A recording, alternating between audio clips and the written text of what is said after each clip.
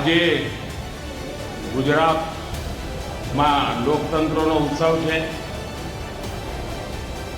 આનંદની વાત એ છે કે પહેલા 2 ચરણમાં જે મતદાન થયું છે, હું ઇલેક્શન કમિશનને પણ અભિનંદન આપીશ, દેશના સુરક્ષા બલોને પણ અભિનંદન આપીશ અને ચૂંટણીની વ્યવસ્થામાં જોડાયેલા વહીવટી અધિકારીઓને પણ અભિનંદન આપીશ.